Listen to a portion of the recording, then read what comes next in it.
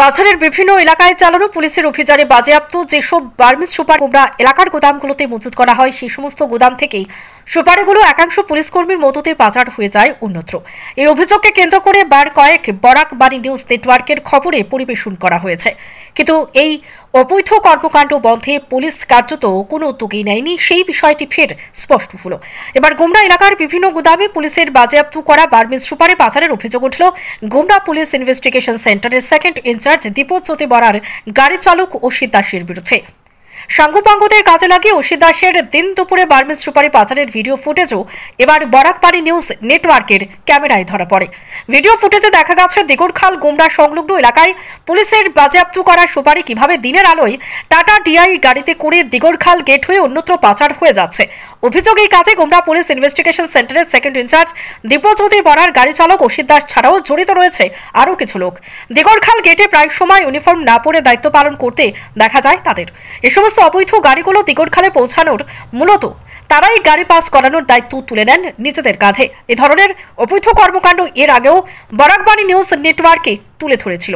আরও একবার তা তুলে ধরা হলো পুলিশের শীর্ষ কর্তাদের অন্ধকারে রেখে কিভাবে অসাধু একাংশ পুলিশ কর্মীর প্রচ্ছন্ন মদতে এ সমস্ত অবৈধ কর্মকাণ্ড চলছে তা দেখে নিন্দায় সরব হয়েছেন সচেতন মহল।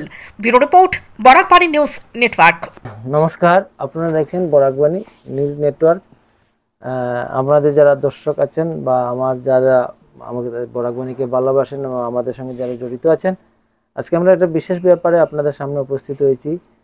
আমাদের সঙ্গে রয়েছেন আমাদের বরাক উপত্যকা বা কাছাড় জেলার প্রতিবাদী কণ্ঠ এবং যিনি যে কোনো ব্যাপারে প্রতিবাদ করেন, সমাজসেবী, উনি ইমদাদ ভাই আমাদের সঙ্গে আছেন। এবং আমরা ওনার সঙ্গে একটা ব্যাপারে বিগত কয়েকদিন আগে দিগরখাল গেটের ব্যাপারে দেখলাম যে যেখানে সুপারি, যেখানে পুলিশ প্রশাসন সিজ করছে, নিয়ে গোডাউন রাখছে, এরপরে দেখা যাচ্ছে যে ওই গোডাউন থেকে মাথাত করে করে অনেক সুপারি চুরি হয়ে যাচ্ছে। আমরা আগেও নিউজ করেছি অনেক সুপারি চুরি হয়ে গেছে। এই যে ব্যাপারে ওনাকে আমরা আজকে দেখেছি যে এই ব্যাপারটা বিশেষ কি তথ্য ওনার কাছে আছে আমরা জেনে নেব।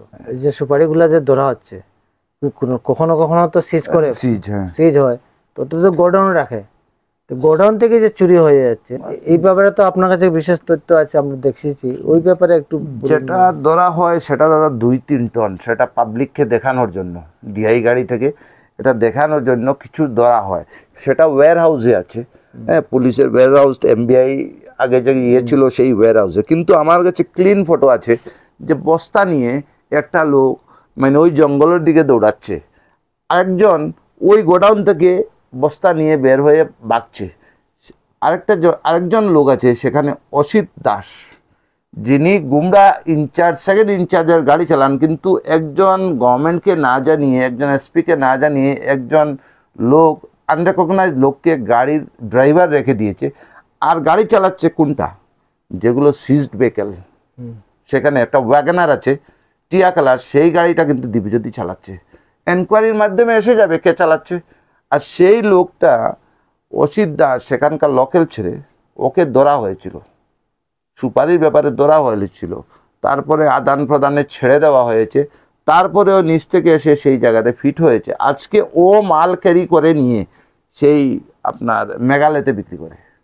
তখন কোনো কানুন আইন সেই সব জায়গাতে থাকে না, আমি দেখেছি। এবং আমি টায়ার্ড হয়ে গেছি এইসব বলার জন্য। লাস্ট অ্যান্ড ফাইনাল আমি রিপোর্ট করবো সিএম এর কাছে, সব অফিসারের এগেইনস্টে। না, ঠিক আছে, আপনি তো অনেক তথ্য আমাদের রাজ্যের মুখ্যমন্ত্রী মন্ত্রী বিশ্ব শর্মা স্যারকেও দিয়েছেন যে এটা তো পুলিশের সিজ করা ওয়্যার হাউস থেকে যে সুপারিগুলো রাখা ছিল ওইখান থেকে হেড ক্যারিং করে সুপারি পাচার হচ্ছে। হ্যাঁ, তো এখানে পুলিশ প্রশাসন কি করছে? তাহলে মিলিজুলি সরকার, পুলিশ প্রশাসনের সহযোগে, পুলিশের সহযোগে নাকি এই প্রচার হচ্ছে, এটা তো জনগণ জানতে চাবে। আজকে যদি এই জিনিসটা হয়, পুলিশের কাছে জিনিসটা কাস্টডিতে রেখে তারপরে সেই লোক জানে যে আমার গাড়ি সিজ হয়েছে, আমি পাবো, আমার সেই জিনিস সিজ হয়েছে, মোবাইল আমি পাবো, আমার মাল সিজ হয়েছে, কোর্টের মাধ্যমে আমি পাবো, পাবো না সেটা অন্য ব্যাপার। কিন্তু আজকে আমি দেখছি সেই সিজ মালগুলা কেমন করে সেই সব লোক সেখান থেকে নিচ্ছে। নিশ্চয়ই পুলিশের সেখানে একটা নেক্সাস আছে, সেই নেক্সাস পুলিশ ভালো পয়সা দেখছে, ইনকাম দেখছে, সেই জায়গাতে কিছু অ্যান্টি সোশ্যালদের লাগিয়ে সেখানে উঠিয়ে মাল পাচার করে বিক্রি করছে, সেটা একটা ক্লিয়ার নেক্সাস। নিশ্চয়ই এটা এসপি মহোদয় জানেন, না জানার কোনো ব্যাপার নয়। আর নিশ্চয়ই সেখানে এই একটা ব্যবসা হয়ে গেছে। গুমরা police PS has become a business centre of some admin officers. সেটাই হয়ে গেছে, আর কিছু না। আর আমি কেন বলবো গুমরাতে কেন এত দূর অঞ্চল থেকে মাল কেমন করে চলে যায় গুমরা অবধি?